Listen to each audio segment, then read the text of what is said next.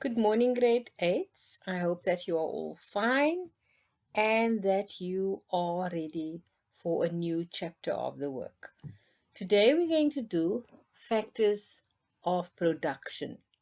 Now, as the word is saying, factors of production, factors means the things, and production is to produce or to make products. So we are looking at things that we are going to use to make products.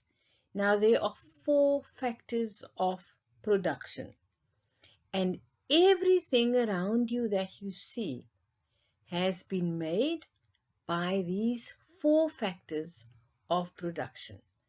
Let us quickly go into the key concepts and see what they are that we are going to do today.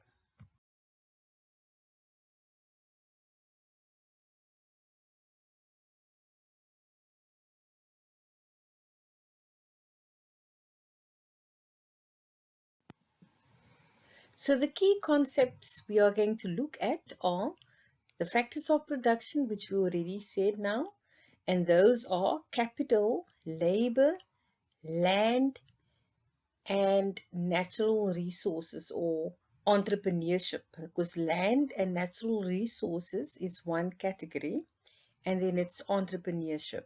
Then we're going to look at borrowed capital.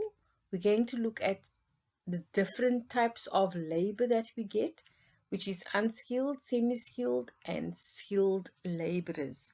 And we are going to stop today at the skilled laborers. And then next week, we're going to continue with the factors of production.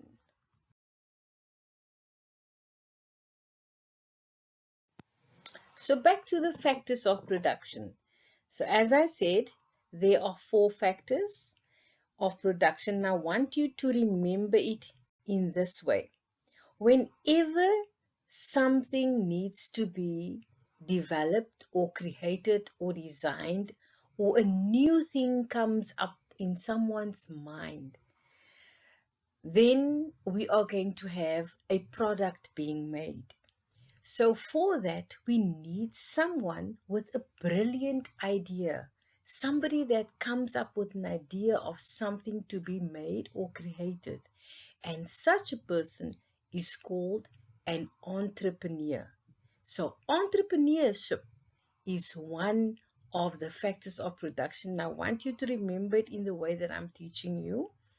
So for anything that must be made, the first step is that there must be someone with a brilliant idea or an idea.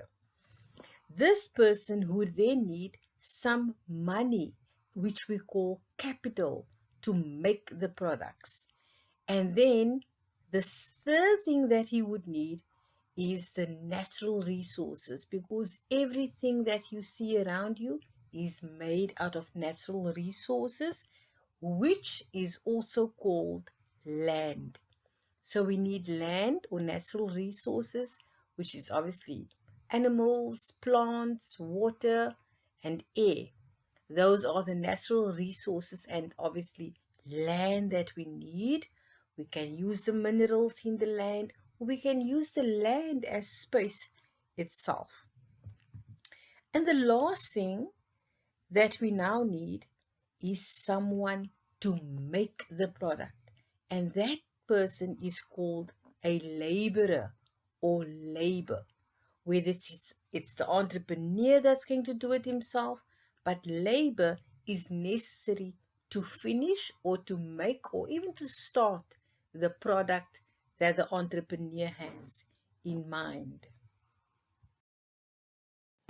And so this is just a picture of an entrepreneur who designed a tractor type of thing. I don't know what he's going to do with this tractor, but whatever he's going to do, he's obviously going to make some money, or he's going to make a product out of it. And so he's got the idea. So what does he need next? He needs some money to make it, to start it. And he would then need some land. And he, in this case, I can see that he's also going to be the laborer. So there's your your four production factors, which from the two, labor and entrepreneurship, is one person who's going to fill those two production factors. So let us look at the different factors of production. We are looking at capital. Capital is needed, like I said, to start something, to buy equipment, and to have money to start the business.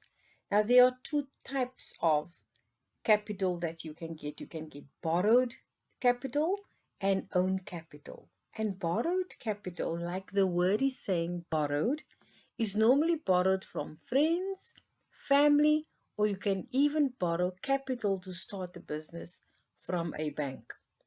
Your own capital is normally money that you saved or that you inherited and that you are now going to invest in starting a business.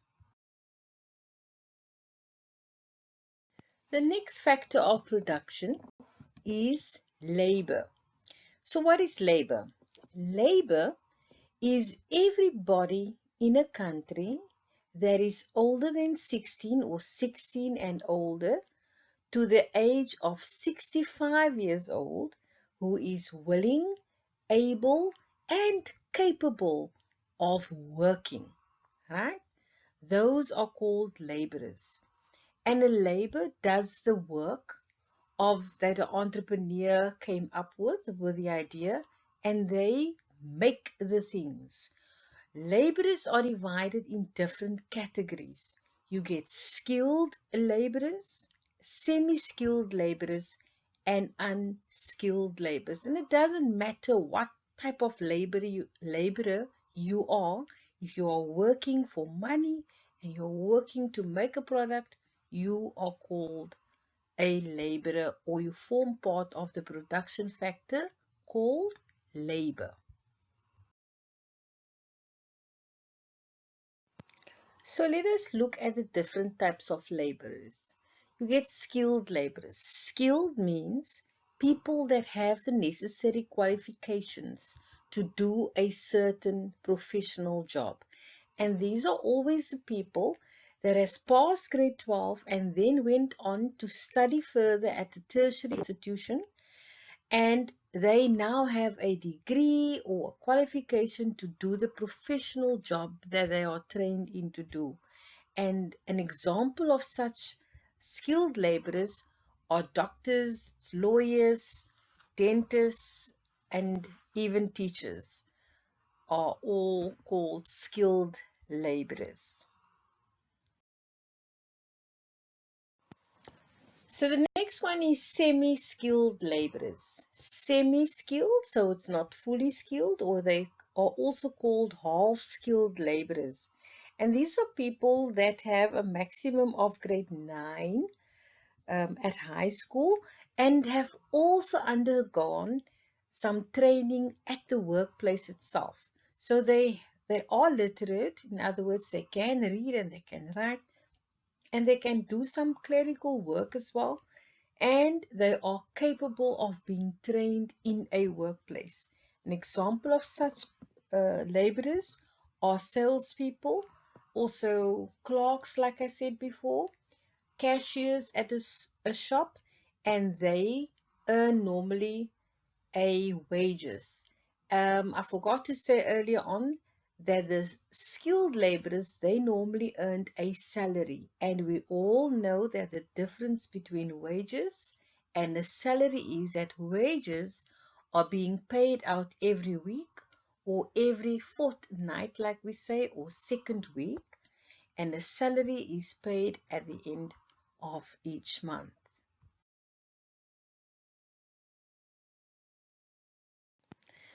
The last type of laborer that we are going to look at is the unskilled laborer. These people have normally have a qualification of primary school, or they didn't go or attend school at all. They are normally being used as cleaners, domestic workers, farm workers, fruit pickers, etc. So they don't need any schooling, or they don't need to be literate to do their jobs. They are people that also receive a wage, or sometimes they even get paid at the end of a day. Their jobs are normally not secured like an professional person would be, but they are much needed, just as professional workers in our workforce or in our societies. So that concludes the work for today. I want you to go over this work. I want you to study it. I am going to forward you an activity on this work. But at the end of the week on Friday, we are going to write a little test on this. I also want to encourage each and every one of you to do what you are requested to do, because I'm phoning parents now to find out why some of you guys are not doing your work. Right? Have a good day, keep well, and be safe.